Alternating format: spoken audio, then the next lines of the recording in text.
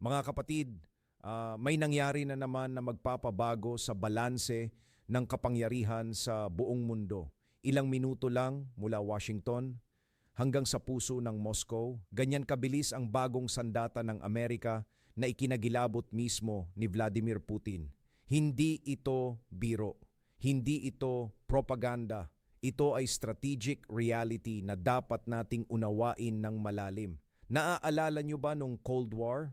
Takot na takot ang mundo sa nuclear missiles dahil sa 30 minuto warning time. Ngayon, wala nang 30 minuto. Wala nang sapat na oras para mag-react, para mag-decide, para mag-retaliate. Ang tanong, ligtas pa ba tayong lahat sa ganitong kakayahan? O mas delikado na ang mundo dahil ang oras para sa diplomasya, para sa pagpigil, para sa pag-iisip, nawala na? Bilang sundalo na nakakita ng tunay na epekto ng digmaan, sinasabi ko sa inyo, ang bilis ng sandata ay hindi sukatan ng tunay na lakas. Ang tunay na lakas ay nasa karunungan sa pag-unawa kung paano gumagalaw ang geopolitics at kung paano tayo makakaligtas sa panahon ng hypersonic warfare. Samahan niyo ako habang sinusuri natin kung ano ang ibig sabihin nito para sa Pilipinas, para sa Asia at para sa kinabukasan ng ating mga anak. Tingnan natin ang katotohanan sa likod ng sensasyonal na balita na ito. Ang Dark Eagle o ang long-range hypersonic weapon ng US Army ay hindi lamang basta sandata. Ito ay pagbabago sa buong estratehiya ng digmaan sa ika-21 siglo. Mayroon na ba talagang kakayahan ng Amerika na tamaan ang Moscow mula sa London sa loob lamang ng ilang minuto? Oo, totoo iyan. At hindi ito exaggeration para sa media. Ito ay teknikal na realidad na dapat nating unawain ng lubusan. Noong Disyembre 2, natapos ng US Army at Navy ang kanilang integrated testing ng Dark Eagle system. Ang sandata na ito ay kayang lumipad ng mahigit Mach 5. Ito ay 5 beses mas mabilis kaysa sa tunog o mahigit 6,000 at 100 kilometro bawat oras. Pero hindi lang bilis ang dahilan kung bakit ito nakakatakot. Ang tunay na kapangyarihan ng hypersonic weapons ay nasa kanilang unpredictability. Hindi tulad ng traditional ballistic missiles na sumusunod sa predictable arc, ang Dark Eagle ay nakaka-maneuver habang lumilipad. Imagine mo, isang missile na tumatakbo sa hypersonic speed pero kayang lumiko, bumaba o tumaas habang papunta sa target. Walang air defense system sa mundo ang fully ready para sa ganitong klaseng banta. Pero bakit ngayon lang? Bakit ngayon nagmamadali ang Amerika na ilabas ang ganitong klaseng sandata? Ang sagot ay simple pero nakakatakot dahil natalo sila sa hypersonic arms race. Ang Russia ay mayroon ng operational hypersonic weapons tulad ng Kinjal, Zircon at ang bagong Oreshnik na ginamit nila sa Ukraine noong Nobyembre. Ang China naman ay mayroon ng DF-17 simula pa noong 2020 na optimized para sirain ang US carrier groups sa West Philippine Sea at sa buong Indo-Pacific. Habang ang Amerika ay nag-e-experiment pa lang at nag-test ng Dark Eagle, ang kanilang mga kalaban ay nakapag-deploy na ng operational systems. Ito ang realidad na hindi masasabi ng Pentagon. Nang malinaw sa publiko, tayo ay nag-catch up, hindi nag-lead, hindi. Ang latest na revelation ay mas nakakapukaw ng interest. Si Lieutenant General Francisco Lozano, ang Army Director para sa Hypersonic Programs, ay nagsabi kay Defense Secretary Pete Hegseth na ang Dark Eagle ay may saklaw na 3,500 kilometro. Mas malayo pa kaysa sa dating estimate na 2,775 kilometro. Ibig sabihin, kung ilulunsad ito mula sa Guam, maabot nito ang mainland China. Kung ilulunsad mula sa London, maabot nito ang Moscow. Kung ilulunsad mula sa Qatar, maabot nito ang Tehran. At ang pinakanakakatakot, kayang tapusin ang flight time na ito sa loob lamang ng wala pang 20 minuto. 20 minuto lang mula sa launch hanggang sa impact. Wala nang sapat na oras para mag-decide ang isang bansa kung paano magre-responde. Wala nang sapat na oras para sa diplomatic channels. Wala nang sapat na oras para sa de-escalation. Isipin natin ang implications nito para sa global stability. Dati, Noong Cold War, ang mutual assured destruction ay gumagana dahil sa may warning time. May 30 minutes para mag-react ang mga nuclear powers kapag nakita nila sa radar ang incoming missiles. Sa 30 minutes na yon, meron silang pagkakataon na tawagan ng hotline, mag-verify kung aksidente ba o talagang deliberate attack at mag-decide kung mag-retaliate ba o hindi. Pero ngayon, sa panahon ng hypersonic weapons, nawala na ang luxury na yon. Kung may 5 minuto ka lang o 10, ano ang magagawa mo? Magpanik ka ba? Mag-launch ka agad ng counter-strike? O maghihintay ka na mahit ka muna bago ka kumilos? Ang dilema na ito ay tinatawag ng military strategists na use it or lose it scenario. Kung hindi ka kumilos kaagad, mawawala ang iyong kakayahan na kumilos pa. Pero hindi lang speed at range ang dapat nating problemahin. Ang Dark Eagle ay gumagamit ng boost glide technology. Ibig sabihin, inilulunsad ito ng rocket booster papunta sa upper atmosphere, tapos kapag umabot na sa tamang altitude at velocity, naghihiwalay ang hypersonic glide body at nagsisimulang mag-glide pababa patungo sa target. Habang nag-glide, ito ay nakakamaneuver at lumilikaw ng depensa. Ang problema para sa air defense systems tulad ng S-400 at S-500 ng Russia na sinasabi nilang kayang pigilan ang Dark Eagle ay ang detection at engagement window ay napakaliit. Kailangan mo munang makita ang missile, kailangan mong kalkulahin kung saan ito papunta, kailangan mong ilunsad ang interceptor at kailangan na tumama ang interceptor sa isang target na gumagalaw ng Mach 10 o mas mabilis pa. At habang ginagawa mo ang lahat ng ito, ang Dark Eagle ay nagmamaneuver pa. Ito ay parang susubukan mong saluhin ang bala gamit ang isa pang bala habang pareho kayong tumatakbo.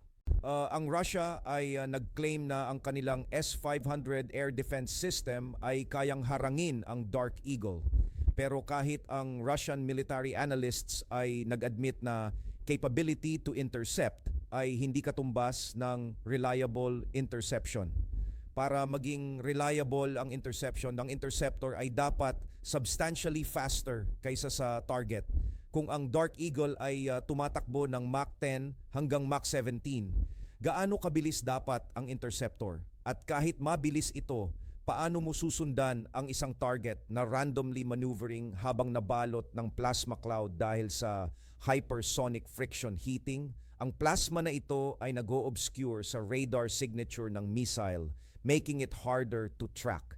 Ito ay technological challenge na walang bansa sa mundo ang nakakasolve ng perpekto. At dito papasok ang isa pang alarming detail. Ang warhead ng Dark Eagle ay wala pang 30 libra lang o mga 13.6 na kilo. Napakaliit compared sa traditional missile warheads. Pero bakit ganito kaliit? Dahil ang primary destructive effect ay hindi galing sa explosive kundi sa kinetic energy. Isipin natin, isang object na tumatakbo ng mahigit 6,000 kilometers per hour, kahit gaano kaliit, pagka tumama yan sa isang target, ang kinetic impact lang ay sapat na para sirain ang radar installations, air defense batteries, o command and control nodes. Ang maliit na high explosive fragmentation warhead ay para lang mag-spread ng shrapnel over an area equivalent to a large parking lot, ensuring na kahit may slight navigational inaccuracies dahil sa electronic warfare o sa maneuvering constraints, tatama pa rin ito sa intended effect area. Pero ang tanong na dapat nating itanong, bakit ngayon pa? Bakit ngayon lang nag-deploy ang Amerika ng ganito? Ang sagot ay hindi lang technical, kundi geopolitical. Noong Nobyembre 21, 2024, ginamit ng Russia ang Oreshnik Intermediate Range Hypersonic Missile laban sa Ukraine. Ito ang unang combat use ng ballistic missile na may multiple independently guided warheads sa kasaysayan. Si Putin ay nag-announce na ito ay direktang tugon sa desisyon ng Amerika at UK na payagan ang Ukraine na gamitin ang long-range missiles tulad ng AT-ACMS at Storm Shadow para tamaan ang Russian territory. Si Putin ay nag-warning na kung mag-escalate pa ang West, gagamitin niya ang Oreshnik laban sa military-industrial targets ng NATO countries na tumutulong sa Ukraine. At sinabi niya na walang current defense system ang makaka-intercept ng Oreshnik dahil tumatakbo ito ng Mach 10, 2.5 hanggang 3 kilometro bawat segundo. Ang Russia, sa pamamagitan ng Oreshnik deployment ay nag-demonstrate ng strategic message, we have capabilities that you cannot stop. Ito ay nuclear blackmail na wrapped in conventional strike capability at ang Amerika ay kailangan na sumagot. Hindi pwedeng maging weak ang dating. Kaya ang Dark Eagle announcement at deployment ay hindi lang military necessity, kundi political signal din. We can strike back and we can strike fast. Pero ang problema, habang ang Amerika ay may isa or dalawang batteries lang ng Dark Eagle, ang Russia ay nag-claim na kayang gumawa ng tens, even hundreds ng Oreshnik missiles per year. Ang production rate ng Dark Eagle ngayon, isa bawat buwan with plans to increase to 2 per month. 24 lang per year. Kung ang Russia ay gumawa ng hundreds at ang Amerika ay gumawa ng 24, sino ang may strategic advantage? At dito ko gustong bigyang diin ang isang punto na madalas na nakakalimutan sa media narratives. Ang hypersonic weapons ay hindi silver bullet. Hindi ito instant solution sa lahat ng military problems. Ang Congressional Budget Office ng Amerika ay nagsabi na ang hypersonic weapons ay niche capability, mainly useful para sa threats na both well-defended at extremely time-sensitive, requiring strikes in 15 to 30 minutes. Kung hindi time-sensitive ang target, mas mura at mas practical na gumamit ng subsonic cruise missiles. Kung time-sensitive pero walang advanced air defense ang kalaban, pwede nang gumamit ng cheaper ballistic missiles with maneuverable warheads. Ang hypersonic weapons ay para sa very specific scenarios. High-value targets, heavily defended, at kailangan mong tamaan kaagad, but at what cost? Ang Dark Eagle program ay nag-invest na ng mahigit $12 billion since 2018. Ang bawat missile ay umabot ng estimated $41 million. Compare that to a Tomahawk cruise missile na mga $2 million lang. 20 times more expensive. Sulit ba?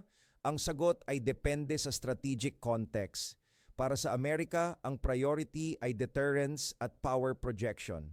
Ang Dark Eagle ay hindi para sa everyday use. Ito ay strategic weapon. Ang presence nito ay sapat na para mag-hesitate ang kalaban. Kung alam ng China na may Dark Eagle batteries sa Guam na kayang tamaan ang kanilang command centers sa Beijing in minutes, mag-iisip muna sila bago sila mag-move sa Taiwan. Kung alam ng Iran na may Dark Eagle sa Gulf region na kayang tamaan ang kanilang nuclear facilities in less than 20 minutes, mag-iisip muna sila bago sila gumawa ng nuclear weapon. Ito ang concept ng strategic deterrence through demonstrated capability. Pero para sa atin dito sa Pilipinas, ano ang ibig sabihin nito? Una, we need to understand na ang hypersonic arms race ay nagpapabago ng security dynamics sa buong Indo-Pacific region. Ang West Philippine Sea dispute, ang Taiwan situation, ang North Korea nuclear program, lahat ng ito ay affected ng hypersonic capabilities ng China, Russia at Amerika. Pangalawa, we need to ask ourselves, saan tayo sa equation na ito? Tayo ay wala ni isang hypersonic weapon. Tayo ay barely may credible air defense system. Ang ating armed forces ay focused pa rin sa counterinsurgency at territorial defense, hindi sa high-tech strategic deterrence. Kung mag-erupt ang conflict sa region, ano ang role natin? Ally tayo ng Amerika. Pero gaano ka-prepared ang Amerika na protektahan tayo kung sila mismo ay nag-catch up pa lang sa Russia at China sa hypersonic race? Pangatlo, we need to think about the implications ng forward deployment ng American weapons sa ating teritoryo.